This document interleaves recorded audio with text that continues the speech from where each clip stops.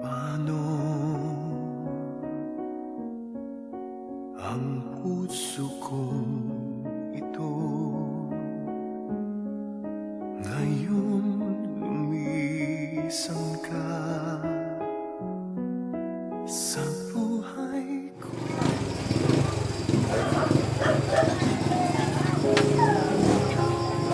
Everybody stand in the presence of God right now.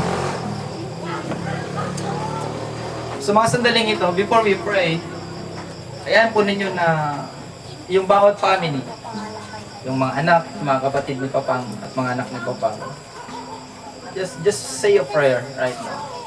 Just talk to him right now. Just speak a word. Just speak a word right now. Kung may mga bagay na hindi pa kayo nihiling ng patao, just speak a word. Just release forgiveness to everyone. Oh, hallelujah. Oh, we praise your name. Come on. Hallelujah. This is the last night na makasama po natin yung mga labi ni Papang. O ng inyong kapatid, o ng inyong ama. Just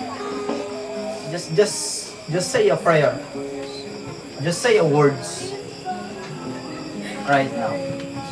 Just release forgiveness right now if you're not release forgiveness. Hallelujah. Holy Spirit, you are welcome in this place. Come on, hallelujah. Just speak a word. Just speak a word. Praise your name, God. Praise your name. Hallelujah. We praise your name.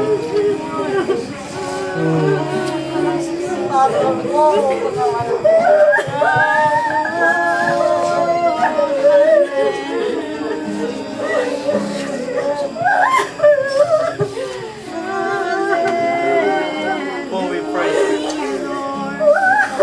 Praise you.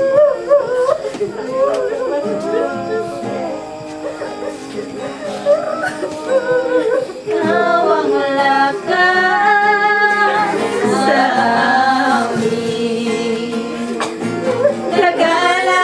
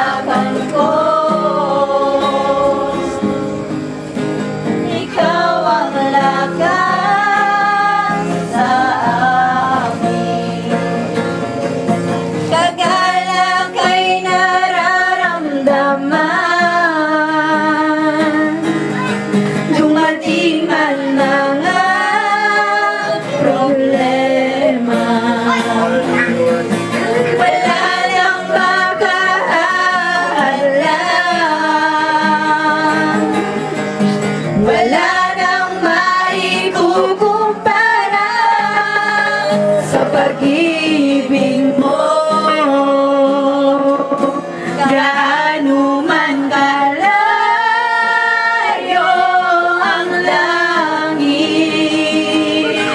ang pag-ibig mo ay para sa lahat.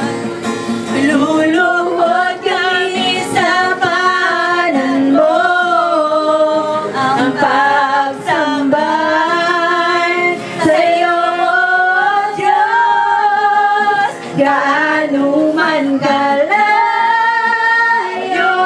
ang langit, ang pag-ibig mo ay para sa lahat.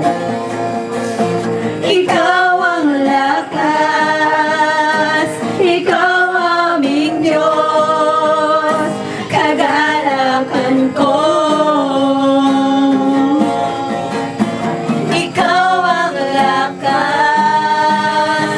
ikaw aming Diyos, kagalakan ko.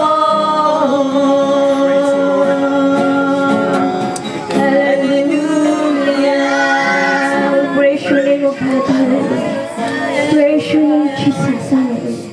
Patuloy po tayo sa presensya ng ating Diyos sa gabing ito. Sa isang panalangin may pananampalataya sa gabing ito. Hallelujah.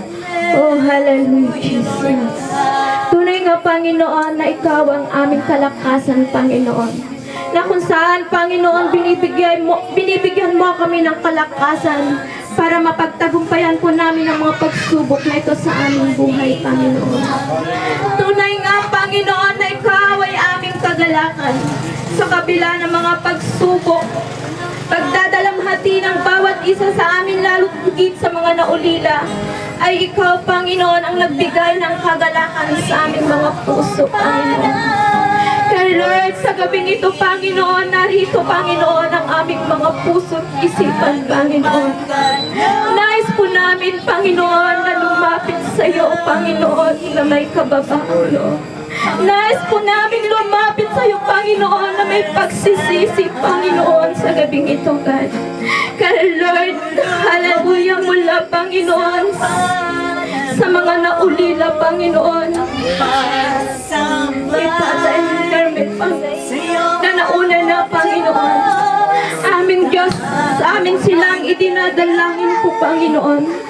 Mula sa buhay ni Nanay Konsehal Conchita Aquino, Panginoon. Aming Diyos, sa kanyang buhay, Panginoon. Dalangin po namin, Panginoon, na bigyan mo siya, Panginoon, ng kalakasan. Kung siya man, Panginoon, ay nag-iisa, Panginoon. Haliwin mo siya, Panginoon. Hallelujah, hallelujah. Maging, Panginoon, ang kanyang mga anak, Panginoon. Kung sila man, Panginoon, hallelujah, ay nalulungkot. Dahil ito na, Panginoon, yung huling gabi, O God, na kapiling nila, Lord God. Aming Diyos, dalangin ko nga, Panginoon, nabigyan mo sila ng kalakasan at aliwin mo sila sa kanilang kalungkutan, O God. Lord God, hallelujah, Lord. Lord, maging, Panginoon, ang kanilang mga apo, Panginoon, ang kanilang kamag-anak, O God. Dalangin po namin na ikaw, Panginoon, at manguna maghari sa kanilang mga buhay, Panginoon. Hallelujah, hallelujah. Kay Lord, salamat, Panginoon, sa gabing ito, Panginoon. Salamat, Panginoon, sa iyong mga salita na nagbibigay, Panginoon, ng kalakasan sa buhay ng bawat isa sa amin. Lalo tigit sa mga naulilang ito, Lord God. Lord, dalangin po namin, Panginoon, na yung mga salita, Panginoon, na aming mga napakinggan at napakinggan nila, Panginoon, mula umpisa hanggang sa ngayon, Panginoon, na huling gabi, Panginoon. Dalangin ko po, Panginoon, sa mga nakinig at nagsabuhay, Panginoon. Na nawa, Panginoon, makamtan nila, Panginoon. Hallelujah, ang kaligtasan na nagmumula sa iyo, God. Ang buhay na walang hanggan, Panginoon. Lord God, patuloy mo nga, Panginoon, na ibigay, Panginoon, sa pamilya na ito, Lord God, ang mga pagpapala na nagmumula sa iyo, Panginoon. ay nagbigay, Panginoon, ng oras para sa iyong gawain, Panginoon, sa bawat gabi, Lord God. Dalangin ko, Panginoon, na sa kanilang buhay ay pagpalain mo sila, Panginoon, higit pa sa kanilang inaakala, O God, in the name of Jesus, Lord God. Kaya Lord, salamat, Panginoon, sa gabing ito, Panginoon. Salamat, Lord, tunay, Panginoon, na napakabuti mo po, Panginoon, sa buhay ng bawat isa. Lalo't higit sa pamilya na ito, Panginoon. Kaya Lord, salamat banal na Espiritu. Dahil tunay, Panginoon, ang iyong banal na Espiritu ang siyang nang-aaliw sa bawat isa sa amin. Kaya Lord, salamat sa gabing ito, Panginoon. Hallelujah, hallelujah. Lord, sa aming buhay, Panginoon, minsan pa, Panginoon, samba sa gabing ito, sa pangalan ni Jesus, in Jesus' mighty name, ang lahat ay magsabi ng Amen. Makakaw po na po tayo sa presensya ng Panginoon.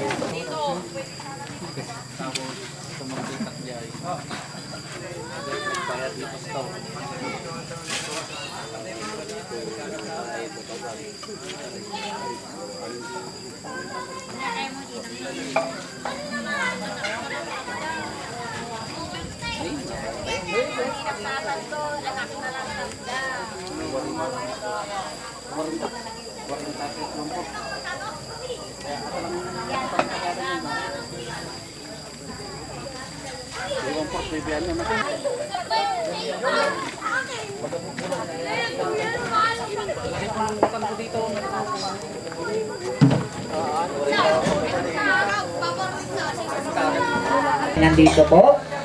Kaya po aking ipapakilala sa inyo ang magbibigay unang mensahe ang aming Pangulo, si Pangulo Rogelio Molina. Sige po. Simuna amin apong kablawan meeting. Dadayawin kinayayatin may nga kapamilya tayo apo di barangay Ampere. Ano po? Ayan. Nang nangruna po si pamilya nga datang oras, datang kanito damami nga mariklik na daw na apo ting alungkutan kinti sakit apo nga panahon da tayo imahal itibiyag tayo kinapudno na kakapsat nagrigat nga mawanan iti magulang nang nangruna po dagito anak no awan iti magulang gamin tinamburan apong nga pamana pamana iti magulang iti anak kadagiti nasisya at apong nga adal kadagiti apong impagpakita ti magulang ti kasumpot no daw tayo nga tinartarakin nga anak na so nga po ang mumi ang mukuna itilabingit iti anak nang runa apo nang mapong ang tayo mo amin nga tibiyag tayo ket binulot tayo ang apo kinapo Isos so nga po arji banal nga kasulatan nga siguro apo ni Bangawad at tayo dagito pastor nga iji may sa apo may sa apo nga bersikulo iti banal nga kasulatan hantay kanwa apo nga pagsayangan wino na dingitin nga itibig tayo kit baywin na puyos may met kanwa apo nga pagsalamatan tayo maragsakan tayo dadating nga kanito kadwadan apo na puyos iti langit ano po kasi biyag tayo ako, ginawatakin na po Diyos, ginawatakin niya na, binawi na. So nga po, salamat tayo kapiling dan. Na po Diyos, winoti ama tayo. Iti biyag, winoti rabaw, ti lubong, ngayon ka na di langit. awan ti mabalin tayo apo, noon tayo nga pagdayawan ni Apo Diyos. So nga pagyamanan ni Apo ti Talit. Kentiwala. Itikapsat tayo nga ni Gloria. Nga naisalid Apo, iti magulang da, iti nga samahan. Pinapugno na Apong number 1 unay nga tilayunan may amin na po nga talay kin mangayat at dumalit kin haranista nga ito. Dumalit siya Apo sa silangan. Ano po? Awan sa bali Apo na pagkakad niya sa madyan. Sama na po si Harara. At nga po tika una-unahan. Yan ay tatagi sa una. Gusto na po si Timuran. Pagkamante mo na po na dyan. Kung kaya na po isinasot ang kay kaya po tinesa. So, pagkamante niya po na Timura. Kaya kasi sumila pa eh.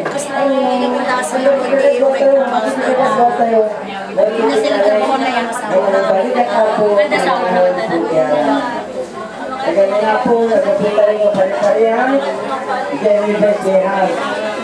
Ang kami na po, gawang po sila naman, ito malaganap mo po. Ito pamilya mo rin na panguna po na pagkakulit. Wala nang hihigit sa'yo, wala kang katulad. Wala nang papantay sa'yo, ikaw ang Diyos noon pa man, maging ngayon at kailanman. Sa habang panahon, wala kang katulad. Wala kang katulad.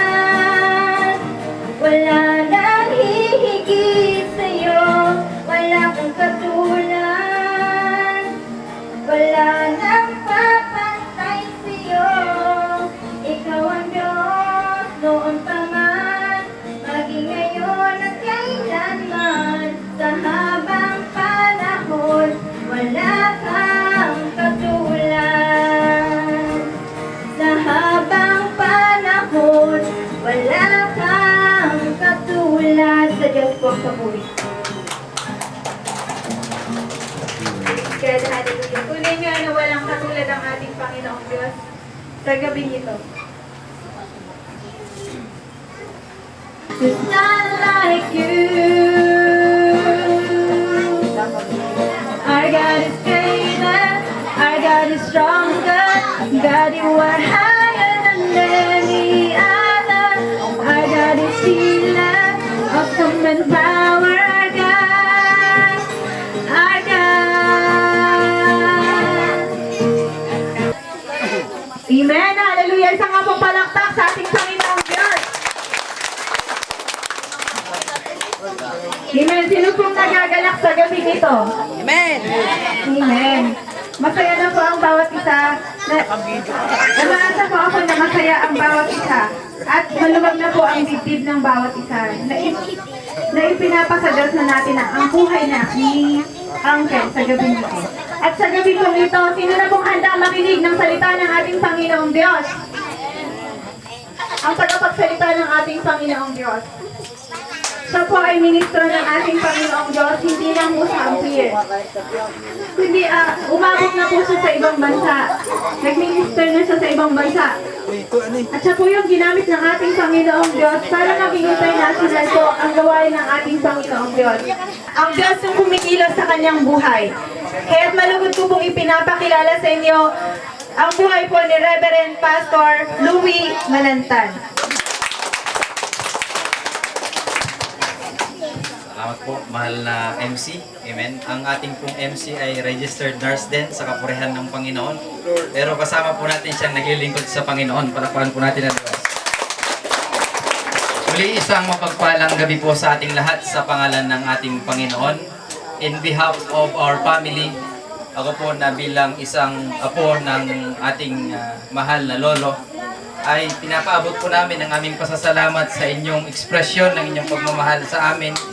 At tunay nga po na makita lamang po namin yung inyong mga mukha sa gabing ito I do believe na kung saan ang aking mga lolo at lola na narito rin, at mga auntie at uncle, ay naiibsan po yung aming pagdadalamhati at aming kalungkutan. Salamat po sa inyong pakikiramay sa gabing ito, at hayaan po ninyo na sa mga counting minuto lamang po ay ihahayag ko po ang kaunting mensahe ng Panginoon sa gabing ito. At hingin ko po ang inyong mga ano, sabi nga sa Ilocano, pangunawa, upang sa gayon ay mayayag ang salita ng Panginoon sa atin. Amen. So, babasahin ko po sa mga sandaling ito ang salita ng Diyos na aking pong ibabahagi sa inyo. Genesis chapter 3, verse 19. Sa pawis ng iyong mukha ay kakain ka ng tinapay hanggang sa ikaw ay mauwi sa lupa. Sapagkat diyan ka kinuha, sapagkat ikaw ay alabok, at sa alabok ka uuwi. Purihin ang salita ng Diyos. Dito po sa ating nabasang salita ng Diyos, nagumpisa po ang paglikha ng Diyos sa mga tao. Hanggang sa henerasyon pong ito, ang nangyayari po, mas mataas na po yung babae kaysa sa lalaki. Sabi nga po sa wika natin, kuminsan ay nagiging under Bisaya daw po ang babae, ang lalaki po. So, dito po sasasayin ko po sa gabi pong ito sa inyo ang napaka-simpleng mensahe ng Panginoon at bibigyan ko po ng pamagat na sabi po niya, I will return to my Father. I will return to my Father. Kung tatandaan po natin sa ating kasaysayan, glory to God, nasabi po ni MacArthur, I shall return. Actually po, sa mga nag-aaral po, yung word na I shall, yung shall na ginamit po niya, wala po siyang katiyakan na siya ay babalik, kaya nga po hindi na po siya nakabalik. Kaya hindi po I shall return to my Father ang pamagat ng salita ng Diyos sa gabing ito, kundi sabi po niya, I will return to my Father. Amen. So unang nilikha ng Diyos, si Adan. Amen. Ano pong ginawa po ng Diyos? Pinatulog po ng Diyos si Adan at nakita ng Diyos na si Adan ay malungkot. Amen. At doon kinuha po ng Diyos ang tadyang ni Adan dito po sa gawing kaliwa. Hallelujah. At ginawa po niyang babae, nilikha po niyang babae at pinangalan ng Eva. Meron pong kaunting joke po ako doon. Amen. Sabi nga po, ang lalaki nilikha ng Diyos sa alabok. Amen. Sa lupa. Kaya kapag tumatandang ang lalaki, amen, ay nangangamoy lupa. Pero kapag tumatanda yung babae, dahil po doon po sa tadyang, kapag tumatanda ang babae, ay nangangamoy bulalo. So dito po sa ating pong pagpapatuloy, glory to God, sa paglikha ng Diyos, sa bawat isa sa atin, nag-umpisa po yung pong kasalanan, amen, na kung saan kinain po nila, alam po natin, yung pong bunga ng puno ng kahoy na yon, amen, kayo ay mamamatay. Pero tingnan po natin, nung kinain po nila ang bunga ng punong kahoy na yon, hindi po sila namatay. Mayroon po kasing dalawang kamatayan ng pangyayari po na yon. Ang kamatayang pisikal at ang kamatayang espiritual. Namatay po si Adan at si Eva sa kamatayang espiritual. Pero nabuhay po sila sa pisikal. Ang kamatayan na pakinggan po natin sa mga mensahero ng Panginoon, mula pa po noong ikalawang gabi ng burol po ng aming lolo, at nais ko pong ipaalala sa inyo ang kanilang inihayag sa bawat isa sa atin.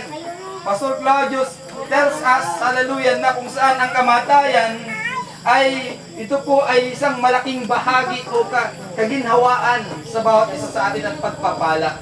Sabi nga po niya sa Philippians chapter 1 verse 21, to live is Christ and to die is gain. Ang mabuhay kay Kristo, ang kamatayan ay pakinabang. Namatay man po yung ating physical. Amen. Pero yung spiritual po natin ay babalik sa Panginoon. Kaya sabi ko, I will return to my Father. Amen. I remember the last few months ko po na nag-stay sa Dubai, tinawagan ko po ang aking lolo. And we talk about the situation. Amen. At sabi po niya, when we shared together, sabi niya sa akin, bago po ako umuwi rito, sabi niya, isinisharean ko po siya ng Word of God. Sabi niya, matagal ko nang alam yan, parating mo nang sinasabi sa akin yan. Sabi niya ganyan. Sabi, and that moment, nasambit sa kanyang bibig na sabi niya, tama na, alam ko na yon, yung mga sinasabi mo na yan. Kailangan ko ngayon ay ipanalangin mo ako. And to that phone from Dubai to Ampere, amen, we pray together, hallelujah, the prayer of salvation. Palakpakan po natin ang Panginoon. And I do believe, hallelujah, na kung saan sa kanyang kamatayan, amen, at sa pagbabalik ng Panginoon, hallelujah, makakapiling po natin ang ating lolo, amen. Salamat sa Lord sa pagkakataong ito na kung saan bumalik yung alabok, dahil sa alabok po nagmula ang ating katawan. Pero ang ating espiritu, amen, ay babalik sa Panginoon. Sabi po ng Revelation chapter 20, glory to God, kung dito sa lupa nararanasan natin ang pagluha, nararanasan natin ng discouragement, nararanasan natin ng kahirapan. Pero ang pangako ng Diyos sa Revelation chapter 20 na yon, hallelujah, kung tayo po ay nanampalataya sa Panginoon, hallelujah, sa Kanya, sa langit po, sinabi niya doon sa Revelation chapter 20, wala na pong iyak, wala na pong pighati. Amen. Doon po sa langit na hinanda ng Diyos para sa ating, glory to God. Hallelujah, ito ay walang hanggang kagalakan na, walang hanggang kasiyahan na, walang hanggang pagpupuri na sa presensya ng ating Panginoon. Palakpakan po natin ng Diyos. Yan po yung pangako ng Diyos. Amen. Sa bawat isa sa atin. Kaya habang tayo po ay nabubuhay sa mundong ito, amen, yung pong mga pagpapala ng Diyos sa atin. Sabi ko nga, the second nights, tinitingnan ko po kayo, yung mga umattend po nung second nights, taas nga po yung kamay nung umattend nung second nights sa lugar pong ito, taas po yung kanyang kamay. Third night, fourth night, fifth night, sixth night. Amen. Ito, last night. Ayan, nandiyan kayong lahat. So that time, hallelujah, parang nalulungkot po yung puso ko dahil I remember nung nasa Dubai po ako, wala po kayong marinig na paghahayag ng salita ng Diyos na ganito. Alam niyo po kung anong ginagawa po namin sa Dubai dahil kapag mahuli ka na i-preach yung salita ng Diyos, glory to God, automatic po kalabuso ka o kaya ang hatol sa'yo kada Biyernes lalatiguhin ka. Pero po, hallelujah, ang tanging nakukurot po sa puso ko kapag kasalita ng Diyos dito po sa Pilipinas, glory to God. Sige, gawin ko na muna yung ginagawa ko, gawin mo yung ginagawa mo, Pastor. We are so blessed into this country, right? Amen, nag-i-English na ako. Amen. We are so blessed kasi po, hallelujah, yung paghahayag ng salita ng Diyos, amen, ay hayagan sa atin. Amen. The moment that that you hear the word of God, amen, buksan mo yung puso mo. Amen. Ito pong tandaan po natin, listen to this. Malapit na po matapos. Lagi po nating tandaan, wala pong pari na namatay sa iyong kaligtasan. Wala pong namatay na pastor para iligtas ka. Wala pong namatay na ministro, kung anumang ministro yan, hallelujah, para iligtas ka. Mayroon lamang pong isang namatay at muling nabuhay upang iligtas ang bawat isa sa atin. At ito po ang ating Panginoong Jesucristo, hallelujah, na nais ng Diyos ang kaligtasan sa bawat isa sa atin. Yun po yung mabuting balita. Dating in this country, Philippines, amen, pag sinabing nahiyag ang salita ng Diyos, ang pumipigil sa puso natin, yung pong religion natin. Tandaan po natin, amen, hindi ka may liligtas ng religion mo. Amen. Hindi po lisensya ang reliyon para po tayo ay maligtas. Kapag ka namatay po tayo, tumarap tayo kay Jesus, hindi po niya tatanungin kung anong reliyon mo, tao. Tatanungin ni Jesus kung ikaw ba ay sumampalataya sa Kanya. Amen. Natatandaan po ba natin, amen, nung i-crucify si Jesus sa cross ng Kalbaryo, nung sabi po nung magnanakaw, sabi niya, Jesus, kung ikaw nga ay anak ng Diyos, tulungan mo ang iyong sarili at iligtas mo